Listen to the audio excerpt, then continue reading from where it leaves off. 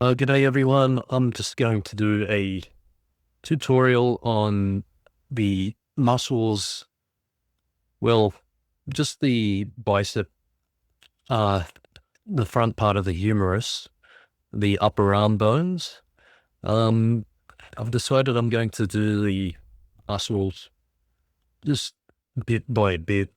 I think going into like biceps and triceps and deltoids and things that connect to that particular bone can be a bit much. So we'll just do them segment by segment. So today I'll focus on mainly the bicep portion. Um, so what we'll start with is the bones that connect to the upper arm bone, which is also known as the humerus. So I haven't really rehearsed anything, so we'll go along and see what happens here. Hopefully it all makes sense. And again, if you need any to ask any questions, just ask them in the comments. Now, the humerus bone has a head over here. It kind of looks like a mallet because what you've got is these two bits out the bottom, which are called the epicondyles. This is the head. That fits into the scapula. And then from the scapula is this sort of bridge that connects to the collarbone. And inside that scapula is what we've got here. If you see the cursor, I think it's a coracoid process. I've got the word there. And this is essentially all you need to know for now. And what we'll do is, actually, I forgot, we've got an important segment here on the top right. I've got an illustration. The outside, so say your rib cage is here. So, oops, very off. This is the outside of your body. And I think they'll call it anterior, like in the medical books. And the inside portion of this bone is the medial side. So this would be the medial epicondyle. We call that these 2 points the epicondyle. Okay, hopefully you're following me there. Yeah, so from the outside, on the outside is what you've got going to, it makes a bit of an angle here. It's a bit messy, but we'll do it again. That goes to that big portion of your wrist. Okay. This was called the radius. And the reason it's called the radius is you see here, see it's connected to if you follow the cursor, it's connected to the outside portion, the medial epicondyle, remember? And that can flip over. Goes radially, and it can turn inside. And that's when you've got you can see the top of your hand. If it's not crossing over that, the other bone is called the ulna. And the way you remember the ulna is it connects at the back. It's a pointy part of your elbow at the back there, and it goes down, thins out. Well, that's way off, but it thins out to the little bone outside your pinky. So here's a little thing to remember. The ulna is the pinky side bone, and the radius is the big chunk of your wrist that can turn over. The radius also is always on the outside epicondyle, or the anterior, I think they would say.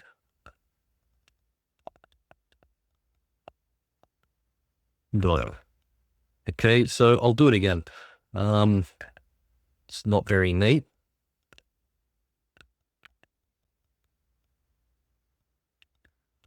Let's do it.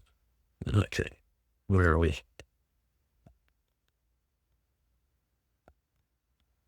Okay, so again, we've got the humerus coming out of the scapula. And so we've got the epicondyles of that humerus. And remember, the radius is under the outside epicondyle, and it's got that big chunky wrist bone at the end. And what you'll notice, it's thin here and comes out big there. And then you've got the elbow, which is relatively large, and it goes to a small point, which is the ulna, and that's the end of the ulna is on the pinky side, remember? And you see, this is your hand, the palm side. So if you simplified these bones, it would kind of look like two triangles fitting in together like so. Now, if that's called supination, and if that radius crosses over the what's going on here? If it crosses over that pinky, it's called pronation. Okay? That radius crosses over the ulna, it's called pronation. So that's something we'll most likely get into again when we do muscles of the forearm. Okay, so these are things just to introduce these concepts to you before we get into more anatomy of the arm. Okay, so let's see here. I'll leave that there. Remember, we've got this little process. If you can see the cursor on this scapula, it's represented like so. And we'll start from the bottom layers of these muscles of the bicep. So maybe I'll use a different color for each. You've got a muscle coming from that coracoid process, and it goes to roughly the middle of the humerus, and that's called the coracobrachialis. That's what it is.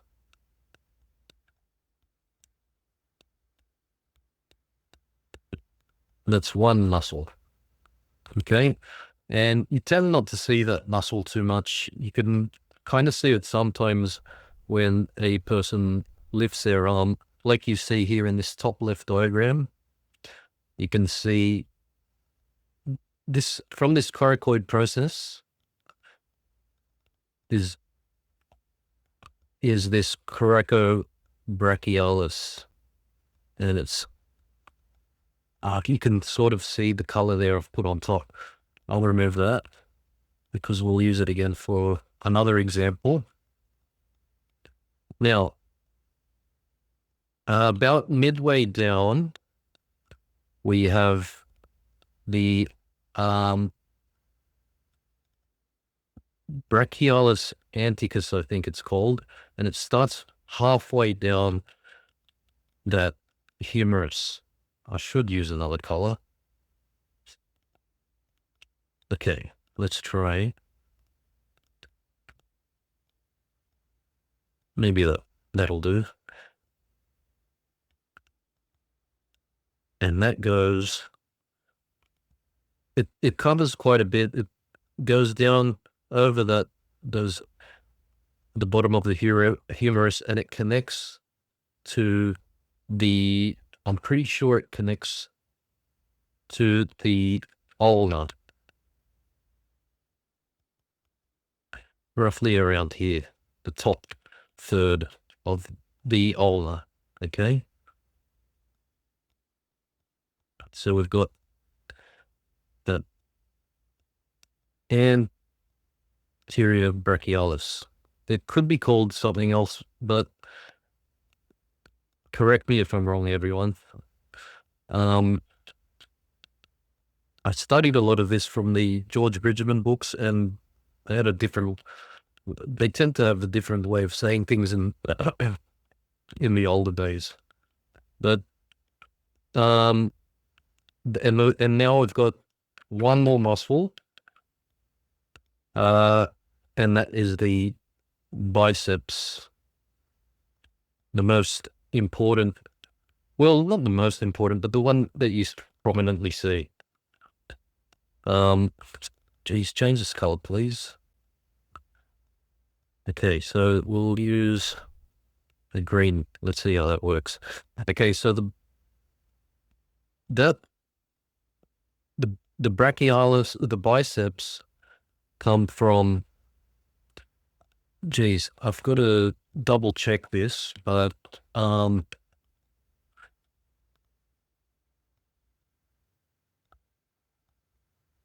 the anatomy of it. Okay, so it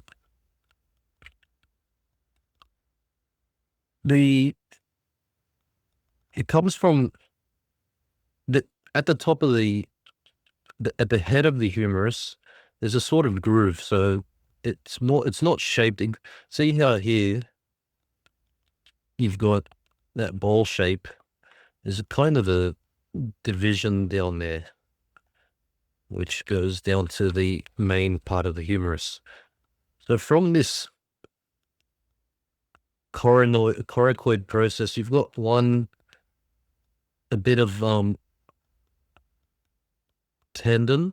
I think the tendons connect from bone to muscle. If I'm wrong again, correct me. And then another tendon, if that's what it is, going from there. Else, it doesn't go over that ridge. It goes on its own, and it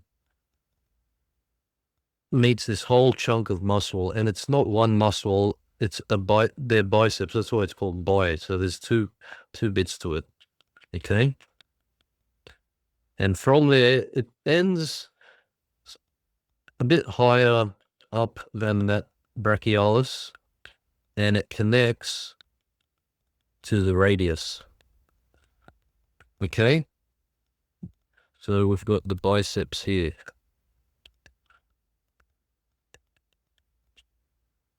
Now, we'll go through it again, because that could be a bit overwhelming with all these colors. Always, like when I first started learning this, I had to go through like each segment, like what we're doing now. I would go for about a week, and then I'd move on to the next muscles, maybe like the triceps, or learn about the scapula, the deltoids, because learning everything at once is way too overwhelming unless you really want to challenge yourself like that. So let's go through this one more time, and then we'll go through some examples. Okay. Now, oops, I'm trying to erase everything I've just drawn. What have I got here? All right, I'll just do it like that. Okay. So again, let's have our scapula and that coracoid process. The scapula, you can see this acromion process. So the actual dip of that scapula where the head of the humerus fits into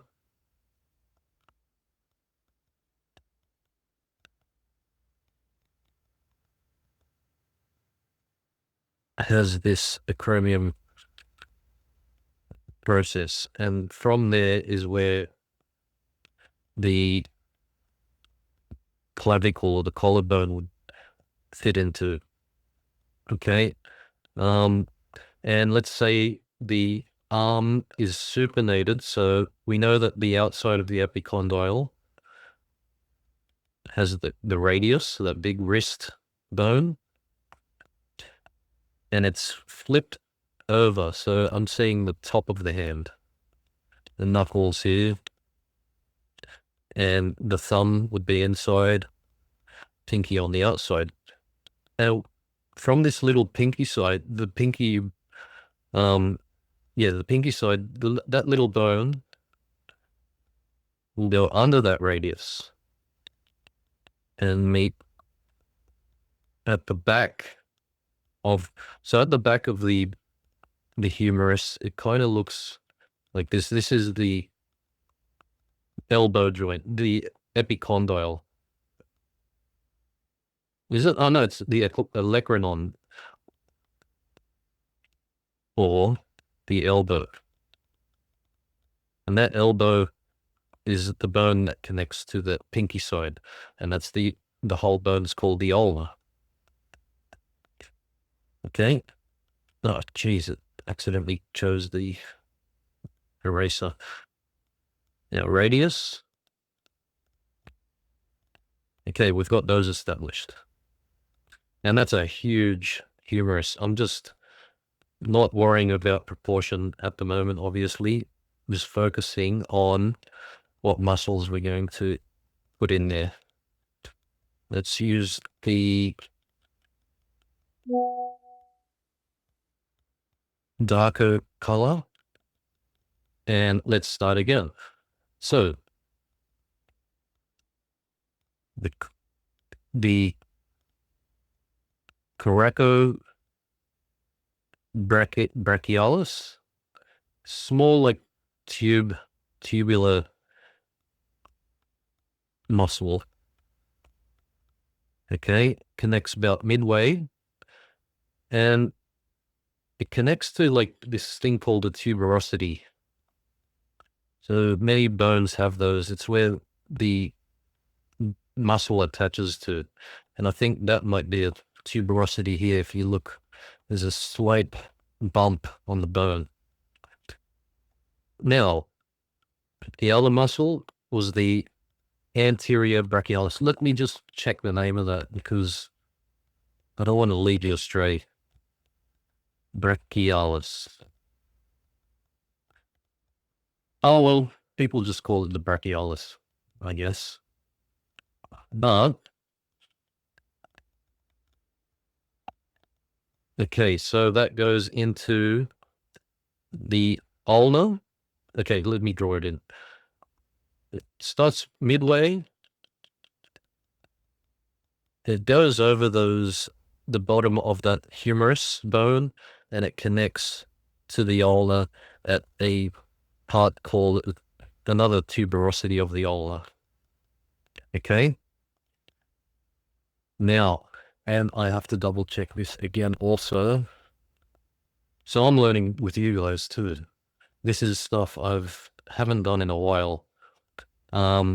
Biceps attachments. Yeah, so what we said before. Okay, so from that coracoid process, we've got 1 and 2 of these attachments to the belly of that the muscle, the biceps. Okay, and that connects to the radius. And that's pretty much all you should get ingrained in your brain for now. Now, if you looked side on in layers, say that's the bone, you've got the coracoid. Geez, what's the name of that muscle again? Coracobrachialis. I'll write it here so we don't forget. Brachialis. That would be that. And then we've got the brachialis. And then sitting on top of all that, we've got the biceps. That's if you're looking at it from side on. Humerus, the bone. Sitting on that, the coracobrachialis. Next to that, brachialis. And on top of them all is the biceps. Okay? We'll get into it another time. I've already done, like, my last video kind of went into the shoulder girdle, but I think I'll do the video again. But you've got the deltoids, which are made up of 3 parts. There's a frontal delt, which comes from the outer third of the collarbone, and that'll connect. Oh, geez, it's a bit hard to see that. That should be easy to see. Kind of. You've got that deltoid there, and the side delt, which hugs that acromion process. And then there's the rear delt, which we don't really see, and it connects to the scapula. So that's how you start introducing these layers of muscles on top of these biceps. But then also on top of that, what we'll get into is other muscles from the pectoralis is the pecs. Just made that up. So they sort of go from there, and one going there and another one there, but we'll get into it later. But for now, we focus on the biceps. All right, hopefully that makes a bit of sense. Always with like even studying anatomy from books, they tell you to refer to other resources to kind of get different perspectives on see how other artists teach these things. You might pick up better things from others. It's just good to understand it as much as you can from different perspectives is what I'm trying to say. Let's get rid of that. I'll erase what we've got here, and I'll see what I've got saved in my layers to show you next. Now we've seen that, and that. All right. So this is it was maybe from a medical book, but I'll make it bigger for you to see.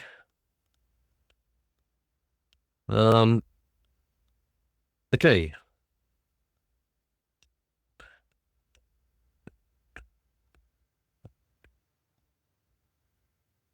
Now,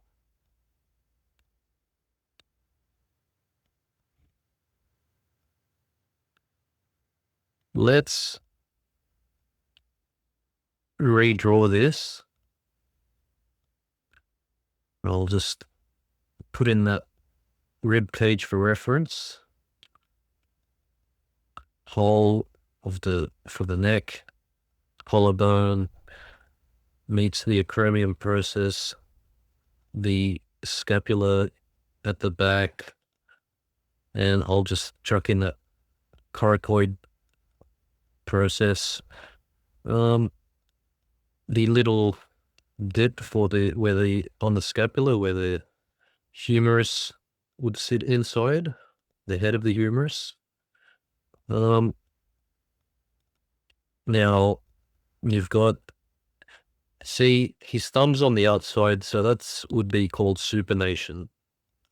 And I've heard of Proko, Stan Prokopenko, a really good anatomy artist and teacher, saying that holding the soup, that's why holding a bowl of soup is supination.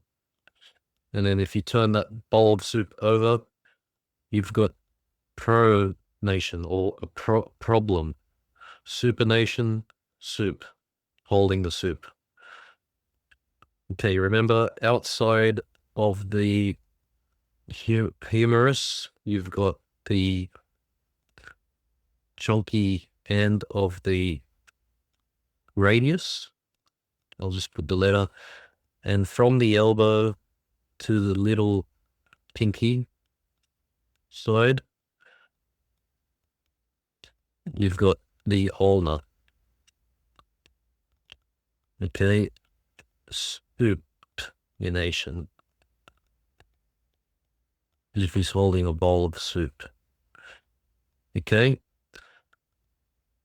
Now, let's draw this one by one. So we started with the coracobrachialis going to about the midway down the humerus. My humerus is really thick there, so I'll thin it out a bit. And then next, I'll add the brachialis. Remember, it's like a sort of flat pancake going to the ulna. Let me draw this attachment in a different color so you can see. So from the coronoid process to about mid-arm, and then this brachialis connects to the ulna. The tuberosity, remember, a little bump on the bone called the tuberosity is where the muscle attaches to. Now, to finish that off, we will add the biceps. So one from this process here goes over that groove. One comes over here and goes like so. That belly of the bicep. And then it's got a ligament attaching to the radius. Let me double check. I think I'm saying these wrong. Ligaments.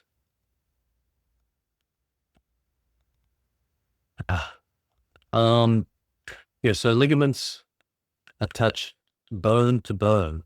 All right, I've been using the wrong term. It's a tendon that connects muscle to bone. Okay, so this is something I got to remember too. Tendons attach muscle to bone. Ligaments attach bone to bone. Okay. So sorry about that before. But we've got it sorted now. Everything's clear. So in this example here, well, the figure on the right, you don't see much. You only see a bit of this ligament. You see, it's easy to see the belly of that bicep.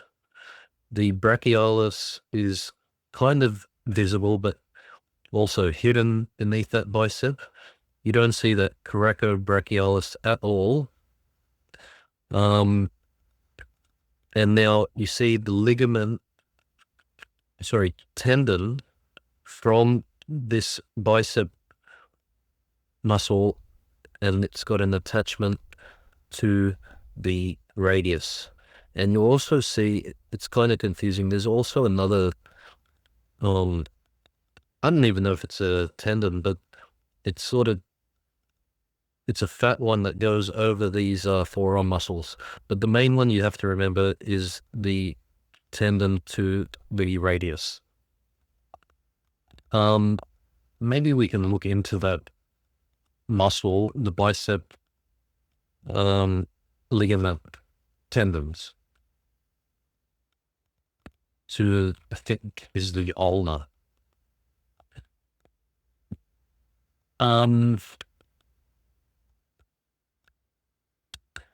So there's not much information. A lot of, the only person that I really seen that goes in depth into it is Stan Prokopenko. So it might be worthwhile checking out what he says about that extra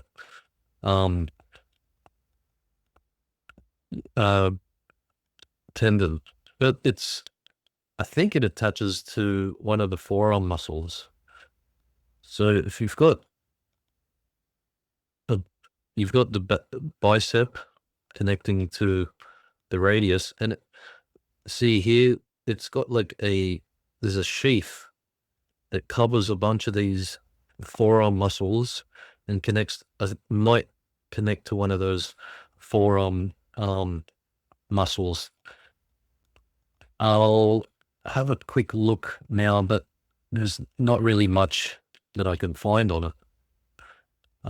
So just stick to the tendon, the main tendon that attaches to the radius for now. If I remember next week, and we get onto another subject, I'll bring it back up again. I don't want to sort of break our rhythm here. So let's see what else I've got in terms of examples. Okay, there's a very old medical. They really went in depth here. I mean, I don't know if that's a guy with a hanky on his head, but I don't know if doctors really needed that sort of information back then. Not good on the artists for using their artistic liberty. Oops, I'll get rid of that.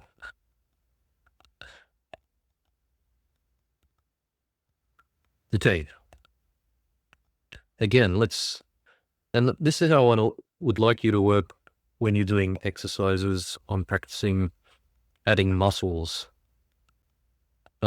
Just look at reference, do your little gestural sketch. Okay. I'm pushing this form a little bit.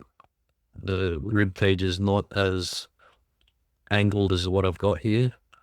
I've got the collarbones, and I'm going to just do a tubular shape like that with a humerus head on top. And you can see the humerus head over here. You've got quite actually, that's, you think, that's the humerus head. And on top of that would be the acromion and the collarbone going to the manubrium. Okay. Now the collarbone, the scapula, we could see through this. It would look like so, and we've got that process. Now, this hand or the arm, the lower arm, let's draw in our mallet of the humerus. So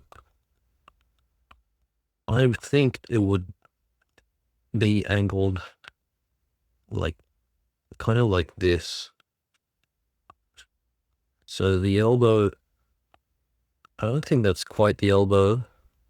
The elbow would be back here. The elbow, remember, goes to the pinky. And on the outside also is the big wrist bone, the radius, ulna. Now, I've got this wrong here, so I think it would be more like so, with the elbow, ulna, outside, radius, and then you've got the hand going like that. And this is a good lesson in looking at hints. Like, if you don't know the orientation of this, have a look at other parts of the structure and see how they may connect. So I'm using that little pinky to look for the elbow, which it is actually there. And on the outside, because it's pronated, the big wrist here, and that would connect to the outer condyle of the humerus over there. So if I really zoomed in, I know it would look like this. The head of the humerus, the elbow going out to the pinky, and then under there, the radius going to that wrist bone. Okay, so coracoid process, coracobrachialis going from that process. Okay, I'd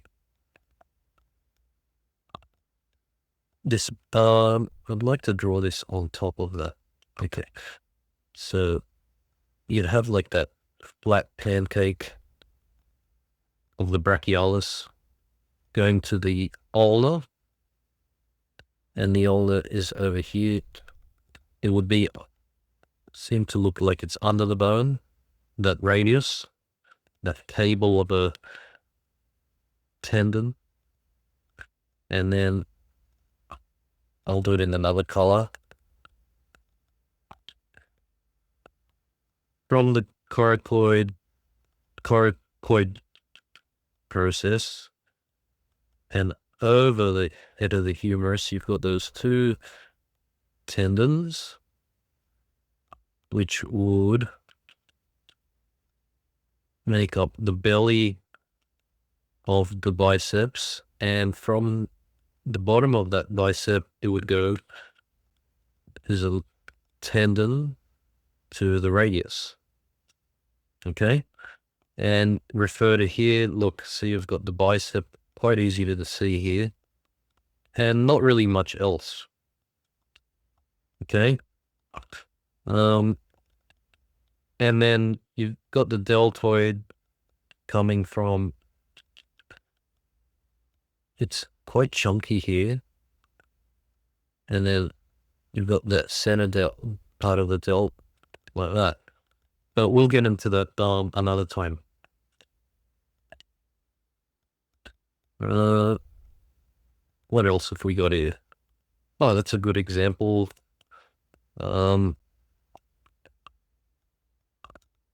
Okay. Now I'll superimpose this with some, change that. Okay, so you've got the collarbone. The acromion process. Under that would be the humerus. And now, how do I know which way this humerus, where's the end, where are the condyles of the humerus? So let's try and figure it out ourselves. Let's see. Inside the elbow, it's easy to see that bone. the medial condyle of the humerus. Now, I'm a bit stuck. We've got the fat part of the wrist, which would be the radius, and it looks like, remember that big radial radius, it goes to the wrist, and it's on the outside condyle of the humerus. The pinky we can't see. It's kind of hidden behind that radius. And how do I know it's crossing over? Because the hand is in supination, remember? So this would be the hand, the thumb area. The radius is taking up a lot of that view. We can't see the ulna on the pinky side. So I see that the medial condyle of the humerus is there. So if I could see through, it would, I'm guessing it would look like that, like a mallet. Okay. Now, if I just erase that, let's see, I think I can see the coracobrachialis. So say the coracoid process was there. That would go about halfway down the humerus. We've got, actually, it could be just the bicep. So we've got that, and then going over the head of the humerus, and got that that biceps, the two big muscles that make up the bicep. And from there, the tendon going to the radius. Okay. What else can we see? Can we see a bit of the brachialis? And I believe this, what I thought was the coracobrachialis, is probably the brachialis. So we've got that, the bicep, and the coracobrachialis. Okay. And I think I've got one last example before we wrap it up. This, I think, is Da Vinci, because you can see his backwards weird writing. Let's look at what we can find here. So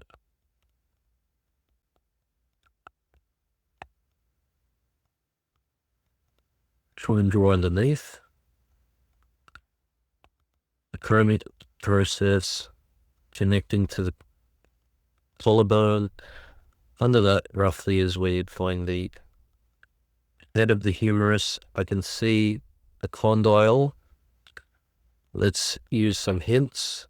I've got the wrist bone, and that should be, and because it's supinated, it should be going to the outside of the condyle, the humerus, and then the pinky going to the elbow, which we would not see. Okay, it would just be, we'd see a hint of that going back behind everything.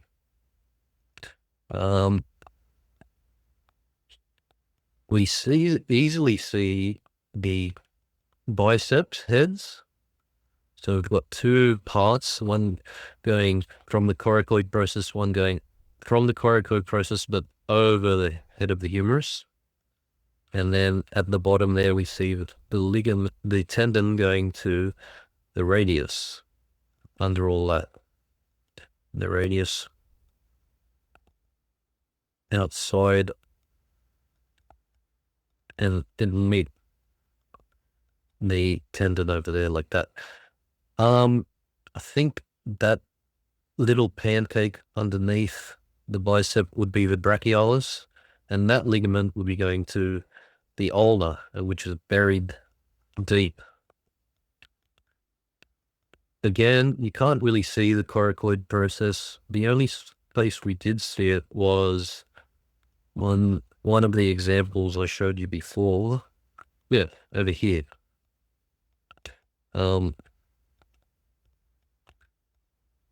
So over here, you've got, I'll try and zoom it in. No, that's not what we want. Oops.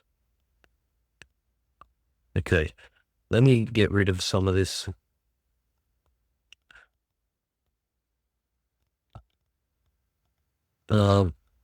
It's not getting rid of everything, but let's see if that goes on top. Okay, cool. Bit pixelated. Let's see if it works. Yeah, it sort of works. So what we've got here, before we wrap it up, is let me put okay, let's leave it as is. So that would have to be the the coracoid process on the scapula there, inside the scapula. Collarbone, chromium process, head of the humerus. Now, you've got one tendon going from the bone to the muscle, which would be the coracobrachialis. And like I said before, you can only see that muscle if someone's arm is raised. Remember, we've also got these two other tendons, one going freely to the belly of the bicep, and then the other one going up and over the head of the humerus to the other belly of the bicep. Okay, so that's how you'd see the coracobrachialis.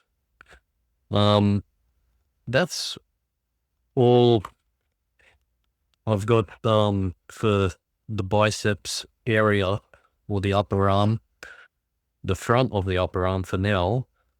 But we went into what have we gone into? The ulnar radius as well, the condyles of the humerus, the head of the humerus, and the main muscles we went into, the coracobrachialis, the brachialis, and the biceps. So next week, when I've got time, we'll go into the other side of the humerus, the other side of the biceps, which would be the triceps. So the biceps are there to flex your arm and bend your arm towards, like towards your body. And then the other side, the triceps, will straighten your arm. So we'll work on that next week. And maybe we'll start working in that anatomy in that form, just going from section to section. And then maybe at the end, we can sort of combine everything to start inventing our own figures. Before I go, the things with anatomy, it's a lot of people like to learn anatomy to sort of give details to their figures, but I think what's more important is to be able to simplify your figures and get them in relatively decent proportion before introducing any anatomy. So I would spend a lot more time working on gestures and simplifying the figure, and then maybe introducing muscles after you've done that, just superimpose it, trace over what you've done, and see how you would introduce some of these bicep muscles. And then as we go on from here, you can start adding more and more muscles to the figures that you're doing. So with that, I'd practice, yeah, like that, like I said, a lot of gesture, and then superimpose some of these muscles that we've learned on top of those figures, and hopefully you see a bit more believability in your figures. But as I said, gesture is much more important. But this is also good if you want to get into inventing the figures from scratch, like really refining them, and if you wanted to get into superhero comic type of drawings. So I'll leave you with that for now, and hopefully you understood what I relayed onto you guys. If there's anything that didn't make sense, just ask me in the comments, or feel free to message me on social media. So take care for now, and I'll see you next time.